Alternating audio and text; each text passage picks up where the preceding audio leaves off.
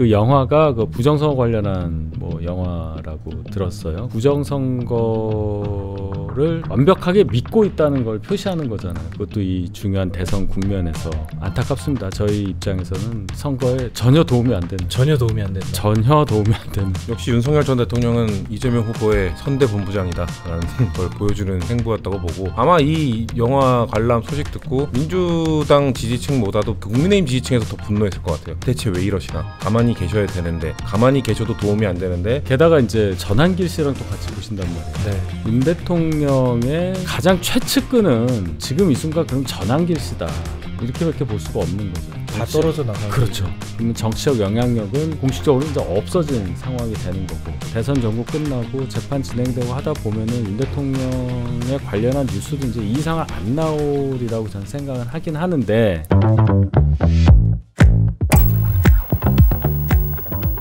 네, 우리 정치 잘 좀 부탁드립니다. 여의도를 부탁해 시간입니다. 오늘 성치훈 더불어민주당 정책위 부의장 나오셨습니다. 안녕하십니까? 안녕하십니까?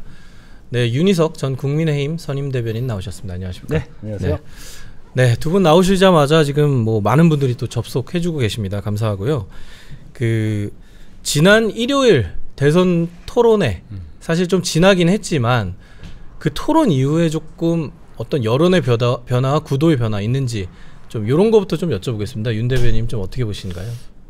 특별히 뭐 큰 변화가 있는 걸로는 못 느꼈고요. 그 토론 자체가 좀 어떻게 보면 토론 방식, 토론 그 진행 그 방식이 너무 좀 과거 방식이다 보니까 네. 특별하게 그 경제 분야 토론임에도 불구하고 후보들이 만약 집권했을 경우에 어떻게 경제 정책을 하겠다는 게 거의 부각이 안 됐다, 그런 아쉬움만 저는 좀 기억에 남아요.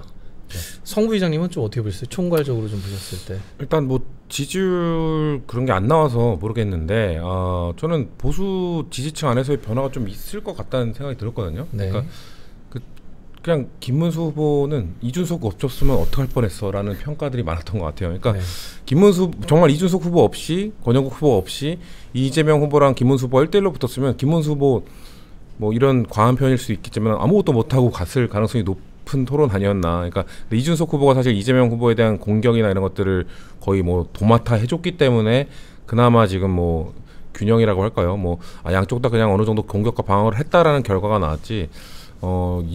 김문수 후보는 공격도 방어도, 근데 그 사실 경선 토론회부터 드러났던 부분이긴 한데 여전히 준비가 잘 안 돼 있고 뭔가 토론을 잘 못하신다는 느낌이 너무 강하게 들었고요. 근데 그래서 저는 혹시 보수 지지층 안에서 역시 이재명 후보랑 싸우려면은 이준석 아닌가라는 생각들이 보수 지지층 안에서 좀 들지 않았겠는가. 뭐 저희 지지층에서는 이제 이준석 후보에 대한 비호감이 더 늘어났을 텐데 뭐 아무튼 그 전체적으로 봤을 땐 보수 안에서의 변화가 저는 조금 있지 않을까라는 그런 토론이었습니다. 그랬군요. 오늘 이런 어떤 구도 변화가 지금 두 분 다 없다고 평가해 주셨는데 사실 오늘 오전에 나온 뉴스도 좀 영향이 있는 것 같습니다. 윤석열 전 대통령이 지금 뭐 영화관에 가서 영화를 관람하고 뭐 무대 인사를 하시겠다, 뭐 이런 뉴스가 나왔습니다. 사실 이런 부분에 대해서 좀 우리 대변인님 좀 어떻게 보시나요? 그 처음에 이제 아침에 예. 그 소위 그 찌라시라고 그러죠. 밭글이 막 도는데 에이 이럴 리가 있겠어라고 생각했어요. 무대 인사. 그랬군요. 그러니까 그 영화가 그 부정선거 관련한 뭐 영화라고 들었어요. 그래서 설마 했는데 진짜 가셨더라고요. 사진까지 그 관람석에 앉아 계신 사진까지 나왔고, 무대 인사는 아닌 걸로 전 들었는데 확실히 아직까지 뭐 나온 거 없는 거 봐서는 무대 인사까지는 아닌 것 같고 보시는 것 같은데, 참 그렇습니다. 이게 다른 것도 아니고 그 부정선거를 완벽하게 믿고 있다는 걸 표시하는 거잖아요. 그것도 이 중요한 대선 국면에서 재판받고 있는 와중에 안타깝습니다. 저희 입장에서는 선거에 전혀 도움이 안 되는. 전혀 도움이 안 된다. 전혀 도움이 안 되는. 네. 성 부의장님은 어떻게 보셨습니까? 뭐 역시 윤석열 전 대통령은 이재명 후보의 선대 본부장이다라는 걸 보여주는 행보였다고 보고, 아마 이 영화 관람 소식 듣고 민주당 지지층보다도 보수 국민의힘 지지층에서 더 분노했을 것 같아요. 대체 왜 이러시나? 가만히 계셔야 되는데, 가만히 계셔도 도움이 안 되는데 이렇게까지 더 도움이 안 되기 위해서 이렇게 적극적으로 행보까지 하시다. 저는 영화라고 들었을 때 그래 뭐 사람이 영화 볼 수 있지 정도까지 생각했는데 부정선거 영화라는 거 듣고 아 정말 단단히 작정하고 계시는구나. 뭔가 이 선거에 영향을 미치려고 뭔가 본인의 영향력을 행사하려고 여전히 본인의 그 부정선거 영화 보러 갔다는 것 자체가 12월 3일 비상계엄의 잘못을 인정하지 않는다는 거 다시 한번 메시지를 보낸 거랑 다름없어요. 그렇기 때문에 좀 국민의힘 지지층에서 분노할 만한 행보였다라고 저는 봅니다. 그러니까 네티즌들의 반응이 2단계였던 것 같아요. 그러니까 처음에 영화 보러 간다는 게 딱 떴을 때는 그 한강 사진 떴을 때랑 좀 비슷한 느낌. 좀 뭐 쉬시는구나. 네. 2단계에서 그 영화 내용을 보고 좀 다른 반응들이 더 심하게 나왔던 것 같습니다. 아니, 지금 제가 핸드폰을 네. 이게 보는 게 이게 이 영화의 포스터예요. 이게 보일 수 있나? 이게 이렇게 돼 있거든요. 6월 3일 부정선거 확신한다. 부정선거 신의 작품인가? 5월 전국 개봉. 이걸 보러 가셨다는 거잖아요. 그래서 게다가 이제 전한길 씨랑 또 같이 보신단 말이에요. 네. 뭐 그 영화를 그 기획인지 감독인지 뭐 이영돈 PD라고 계시잖아요. 그 세 분이 이렇게 앉아 계시던데 윤 대통령의 그럼 이제 가장 최측근은 지금 이 순간 그럼 전한길 씨다. 이렇게밖에 볼 수가 없는 거죠. 그러면 다 떨어져 나가고 그렇죠. 이제. 그러면 정치적 영향력은 거의 이제 공식적으로 이제 없어진 상황이 되는 거고 대선 전국 끝나고 재판 진행되고 하다 보면은 윤 대통령에 관련한 뉴스도 이제 이상은 안 나오리라고 저는 생각을 하긴 하는데 워낙에 지금 대선 국면에서 너무나 이 파격적인 행보를 오늘 보여주셨기 때문에 전 정말 깜짝 놀랐습니다. 그 영화관 앞에 경호원들이 있고 기자들이 있고 전한길 씨가 딱 버티고 서 있는 사진도 있더라고요. 네. 이게 도대체 뭔가. 그렇군요. 네. 이제 본격적으로 좀 각 후보 얘기로 넘어가 보겠습니다. 네. 어제 이제 갑자기 나온 얘기가 그 배우자 토론 얘기거든요. 사실 저희 동아일보 기자들은 좀 놀랐어요. 이게 저희가 좀 선제적으로 대선 후보 배우자 리포트라는 기획을 보도했거든요. 이게 역대 정부권의 영부인 리스크가 있었던 만큼 뭐 최소한의 검증을 하자 이런 차원인데 뭐 저희 보도를 보신 건지는 모르겠는데 갑자기 김용태 비대위원장이 나와서 주장을 했거든요. 뭐 여기에 대해서 좀 어떻게 보셨습니까, 윤 대변인? 저게요. 저희 당에서 이제 비대위원장이 발표를 했으니까 제가 참 뭐라고 말씀드리기가 뭐한데 한 번만 더 생각했으면 저것이 성사가 될 리도 없고 저런 제안 자체가 평가받지 못한다는 걸 생각을 했을 겁니다. 일단은 후보자 배우자를 상대로 토론회를 연다는 것 자체가 어떻게 보면은 후보자, 그러니까 대통령의 배우자가 정치에 개입할 수 있다는 전제를 깐 거예요. 그런 거 그렇죠. 아닙니까? 그 토론회에서 무슨 얘기를 하겠어요, 그러면? 배우자끼리 얘기를 들어서 뭐 전직 경기도지사 부인들이니까 경기도 얘기만 할 겁니까? 아니면 뭐 그때 법인카드 쓰셨어요, 서로? 뭐 그 얘기 할 거예요? 할 주제가 없단 말입니다. 그런데 2007년인가요? 오바마 대통령이 처음 될 때 그 밋 롬니 부인 뭐 한 5명이서 아마 방송사 주최로 미국에서 한번 이렇게 한 적이 있어요. 한 적이 부인들끼리. 있습니까? 예. 아, 그랬군요. 그것도 있으니까 우리도 해보자 하면은 이 김혜경 씨에 대해서 뭐가 나올 거고 뭐 이런 것만 생각한 것 같아요. 근데 제가 볼 때는 그런 배우자 없는 사람 어떡하느냐. 아무래도 뭐 지금 김문수 이재명 구도에서는 사실 구도 변화가 너무 안 되니까 김혜경 여사를 좀 집중 핀포인트한 전략 같은데 어떻게 보셨습니까? 저는 진짜 여쭤보고 싶은 대체 누구의 생각인가? 김용태 비대위원장 생각 아닐 것 같거든요. 저는 김용태 비대위원장 이용당했다고 생각하는데 자 선거는 대선 같은 특히나 이 전국 선거는 프레임 전쟁이거든요. 그러니까 프레임을 어떻게 따느냐가 되게 중요한 선거인데 이제 배우자라는 단어를 떠올리면 지금 대한민국 모든 사람들은 김건희 여사 떠올립니다. 그러니까 김건희 여사라는 이름이 떠올랐을 때 국민의힘이 선거에 유리한가? 지금 배우자 뭔가 김혜경 여사 뭐 재판받고 했던 거를 부각시키고 싶은 것 같은데 그거를 부각시키는 것보다는 김건희라는 단어만 계속 떠오를 겁니다. 아마도 배우자 하에 봐야 김혜경으로 연결되지 않는 거를 알 거예요. 알 거임에도 불구하고 그런 판단을 했다는 것 자체가 그래서 저는 대변인께서 한 번만 더 생각하면 당연하죠. 한 번만 더 생각하면 야, 이거 안 되겠다. 야 김건희 생각나겠다. 라고 당연히 물러야 되는 수인데 그거를 비대위원장 입으로 발표를 했다. 와 어떻게 김용태라는 카드를 저는 김용태 카드는 이거 그 국민의힘이 요긴하게 쓸 수 있는 카드라고 생각했는데 저렇게 쓴다고 저렇게 막 쓴다고 김용태라는 비대위원장 이미지도 망치는 거고요. 아까 그리고 대변인께서 마지막에 말씀하셨지만 그럼 이준석 후보는 어떡하냐는 바로 얘기가 나오는 것처럼 사실 선거운동 때 후보자만큼 자유롭게 명함 돌리고 할 수 있는 게 배우자잖아요. 근데 2012년 선거 때 누군가 문제 제기를 했어요. 이거 미혼은 어떻게 하냐.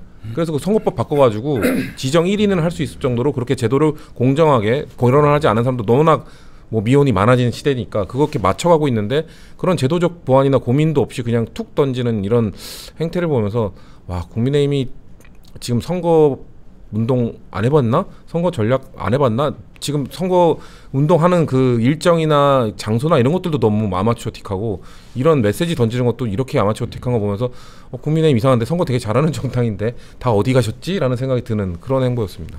그랬군요. 이게 두 분 다 이걸 너무 비판하시니까 제가 조금 다른 말씀을 들어보면 최근에 그 김혜경 여사와 달리 설란영 여사가 방송이나 뭐 인터뷰 적극적으로 하면서 뭐 약간 부각된 측면이 있긴 있는 것 같습니다. 그래서 오늘도 무슨 부부 대회에 가신다고 하더라고요. 그리고 저희 그 채널A 인터뷰도 사실 좀 화제가 많이 됐었는데 노조위원장 출신으로 말씀도 굉장히 잘하시더라고요. 그래서 이런 평가받는 부분이 있거든요. 영상 한번 보고 가겠습니다. 법카는 예를 들어서 우리가 공직에 있는 부인들을 만나거나 또는 공적으로 사용할 수 있는 그런 규정에 의해서 저는 이제 사용을 했다는 거지. 그리고 제가 직접 사용할 수가 없는 거예요. 우리 공무원이 카드를 가지고 와서 사용하고 구체적으로 이제 그 영수증 뒤에다가 기입을 해요. 그래서 이제 담당자한테 다시 전달을 하고 그 과정에서 그렇게 하는 거지. 한 소리 했죠. 요즘 트렌드는 미스 코리아니 미스 가락이니 이런 건 별로 우리 젊은 세대들 아주 싫어한다. 절대 그런 말 하지 말아라. 뭐 김문수 후보한테 뭐 그런 말 하지 마라 이런 말도 할 정도로 좀 뭔가 보완제로서 하고 있다 뭐 이런 국힘 내부에 뭐 평가가 좀 있는 겁니까? 예, 뭐 설란영 여사가 말씀하셨듯이 과거에 사회활동도 좀 하셨고 노조위원장 하셨죠. 그리고 김문수 후보가 이 정치활동하는 과정에서 많은 도움을 주셨던 배우자로서 특별히 또 많은 정책 식견을 갖고 계시다 이런 평을 받아왔던 것이 사실이고 이번 대선 과정에서도 저런 인터뷰는 적어도 김문수 후보에게 도움이 된다 이런 평가를 받죠. 과거의 예를 보면 저희가 이제 그렇지 않은 경우가 있었는데 거기에 비하면 설란영 여사에 대한 평가는 대단히 좋다 당내에서는 이렇게 말씀드릴 수 있겠습니다. 이런 국힘의 전략에 대해서 좀 상대방 입장에서는 좀 어떻게 보시나요? 그러니까 아까 제가 말씀드린 게 생각을 해보면 만약에 진짜 토론회가 열린다고 쳐보십시오. 그림을 그려보면 지금 국민의힘 측에서는 그래 설란영 여사가 뭐 김혜경 여사 재판받고 있는 거 얘기하면 되겠지. 김혜경 여사 쪽에선 가만히 있겠습니까? 질문을 설란영 여사가 잘 살아왔다고 하더라도 모든 질문 다 김건희 여사 질문할 것 같거든요.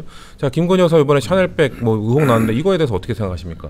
영부인이 샤넬백 받고 국정을 개입하고 뭐 김건희 라인이라는 게 있었다고 생각하는데 이런 거 어떻게 생각하십니까? 그런 거에 대해서 비판적으로 얘기를 할 수 있을까요? 못할걸요. 지금 김문수 후보가 지금 윤석열 전 대통령에 대해서도 비판적 메시지 좀처럼 못 내고 있잖아요. 과연 김건희 여사에 대해서는 낼 수 있을까요? 못 낼 거예요. 그런 우물쭈물하는 모습 보여주면 누가 더 손해일까요? 설란영 여사 절대 지금은 준비된 멘트, 기획된 멘트만 던질 수 있으니까 지금 뭔가 야 이미지 개선에 도움이 되는 것 같다는 판단을 하는 건지 모르겠습니다만 토론의 특성상 본인들이 예측하지 못한 본인들이 가장 불리한 질문들만 받게 될 텐데 그 질문을 소화할 자신도 없고 사실상 묘안도 없는 상황에서 그걸 하자고 한다? 정말 너무 궁금합니다. 이 계획을 누가 했는지. 알겠습니다. 네, 이제 배우자 넘어서 후보 얘기도 좀 해보겠습니다. 어제 김문수 후보, 이재명 후보에 대한 공세 수위를 연일 높여가고 있는데 사실 어제 논란이 된 거는 방탄 유리벽이었습니다. 관련 영상 한번 보시고 관련해서 얘기 나눠보겠습니다. 하는 우리 홍대 마포 여기가 후보님 들어오시라고 지금 이걸 후보님 안쪽에 계시는 게 더욱더 좋을 것 같아요. 네. 네, 여러분이 걱정을 하신다니까 제가 답답하긴 하지만 좀 갇혀 있도록 하겠습니다. 여러분, 저는 방탄조끼 입었습니까? 저는 방탄조끼 입을 필요가 없어요. 그 다음에 방탄 유리를 또 이렇게 막아가지고 나는 여기 유리 없는 거 여러분 아시죠? 김문수는 유리가 없습니다. 그럼 방탄조끼 입고 방탄 유리 지금 다 쳐놓고 이런 사람이 대통령이 돼서 되겠습니까? 김문수 후보는 뭐 죄 많은 사람은 방탄조끼 입을 게 아니라 뭐 교도소 가서 앉아 있으면 된다 이런 어딩도 했고 또 이재명 후보는 이런 몸조심 프레임에 좀 걱정이 되는지 밖으로 막 나오는 장면이 연출되기도 했거든요. 이 장면 좀 윤 대변인 어떻게 보셨습니까? 우리가 이제 몸 조심한다고 할 때는 이제 행동 거지를 조심한다는 뜻의 몸이잖아요. 그게. 근데 이거 진짜로 이제 물리적인 몸을 조심을 한다는 게 뭐 그럴 수 있다고 보지만 뭐 과거에 뭐 테러도 당했고 하니까. 근데 뭐 유리가 3중이라면서요. 트럼프 대통령하고 비슷한 거라고 하더라고요. 좀 과한데요. 제가 볼 때는. 유리에 뭐 갇혀 있겠습니다 하면서 농담도 하시는데 농담 정도 할 정도면 유리 치우는 게 낫다고 봅니다. 저는 굳이 저렇게까지 해서 득표에 도움이 되느냐 그런 건 민주당에서 한 번만 생각하면 민주당에서 아실 텐데 민주당도 생각을 잘 안 하는 듯한 그런 안타까움이 좀 느껴집니다. 방탄 유리가 이재명 후보 득표에 도움이 안 된다. 전혀 도움이 안 된다고 봅니다. 저는. 그럼 성부위원장은 어떻게 보십니까? 근데 어제 민주당 중앙당사에서 계속 수상한 남자가 배회하다가 불신검문 당해가지고 그 사람 소지품 중에 그 칼과 그 가스 충전식 비비탄 총 이런 것들이 발견됐거든요. 그러니까 이게 마냥 안심할 수 있는 상황은 아니에요. 그러니까 저는 특히 이재명 후보 같은 경우는 작년 1월에 테러를 당했잖아요. 한번 테러를 피습을 당했던 사람의 입장에서는 우리가 감히 그 사람의 트라우마를 뭐 그 정도 갖고 트라우마가 있어라 말할 수 없는 겁니다. 후보가 느끼고 있는 그런 불안감이나 공포감은 어떻게 우리 당해보지 않은 사람이 그거에 대해서 무슨 방탄유리나 저는 그래서 김문수 후보 저렇게 조롱하는 듯이 하는 거 매우 부적절하다고 봐요. 그러니까 온 국민이 이재명 후보 핍스당하는 장면을 봤는데 그거에 대해서 물론 이재명 후보에 대해서 지금 뭐 안 좋아하는 감정을 갖고 계신 분들은 저렇게까지 하냐라고 비판할 수 있습니다만 저는 그래도 그 상식적으로 생각했을 때 그렇지 저 사람은 내가 아무리 싫어하는 사람이라도 한번 그런 일을 당했으니까 저렇게 몸조심할 수도 있지라고 생각해 주셔야 되는 건 아닌가요? 그렇기 때문에 뭐 지금 막 이러면서 그 아까 김문수 후보의 저런 퍼포먼스나 이런 행동들을 보면서 저거는 글쎄 이재명 후보를 원래 좀 혐오하는 사람들이야 야 그렇지 하면서 박수 쳐주겠지만 지금 선거는 결국 중도 확장 싸움인데 합리적 보수, 합리적 중도층에서 봤을 때는 상대방의 그런 과거가 있는데도 저렇게 조롱해도 되나? 라고 부정적으로 좀 볼 것 같아서 도움이 안 될 거라고 봅니다. 저는 그런 차원은 아니고요. 그런 차원으로 말씀드린 게 아니고 그럼 만약에 당선이 되면요. 대통령이 정말 되면 그럼 뭐 한 30중 방탄유리 쓸 겁니까? 국민들로부터 유리된다는 뜻이에요. 유리 때문에 유리된다고요. 격리가 된다는 얘기예요. 그런 이미지를 왜 지금부터 쌓고 있느냐. 그러니까 과하다고 말씀드렸어요. 필요한데 3중 유리까지는 과하다. 이 말씀을 제가 드리는 겁니다. 알겠습니다. 네. 다음은 이번 대선에 좀 신스틸러라는 평가가 있는 홍준표 전 후보 얘기 좀 해보겠습니다. 지금 특사단이 사실 하와이까지 갔다가 오늘 오전에 홍 전 시장이 올린 SNS를 보니까 대선 후에 돌아간다는 입장 변화 없다라고 올렸는데 사실상 좀 설득 실패한 거로 봐야 되는가요?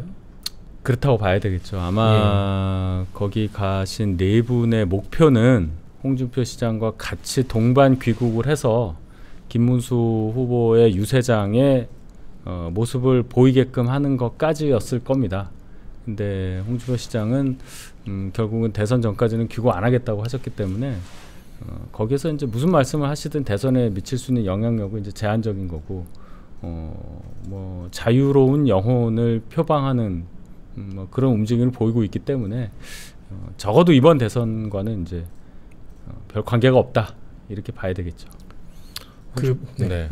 홍준표 전 시장이 뭐 참 재미를 많이 봤죠.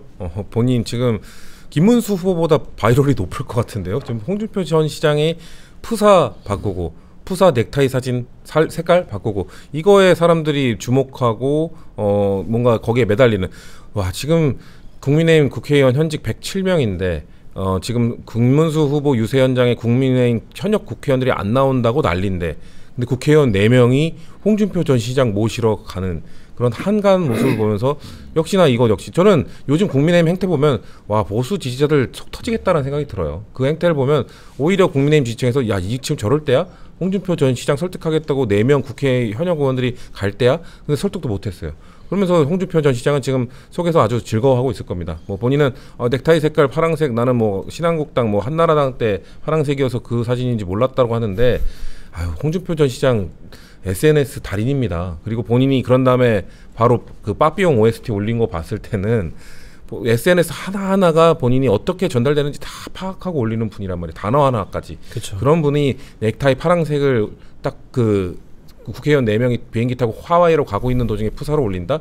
다 메시지죠. 그러니까 저는 이 와중에 본인의 정치적 이득을 아주 착실하게 쌓고 있는 홍준표 전 시장 여전히 베테랑 같다는 느낌이 딱 들었고 정계 은퇴 안 하셨구나라는 느낌이 들었습니다. 성 부의장 나오셨으니까 요거 하나는 좀 물어보고 가겠습니다. 그 최근은 아니고 한 일주일 전쯤에 뭐 홍 전 시장이 뭐 민주당 집권 시에 뭐 총리를 맡을 가능성이 있다.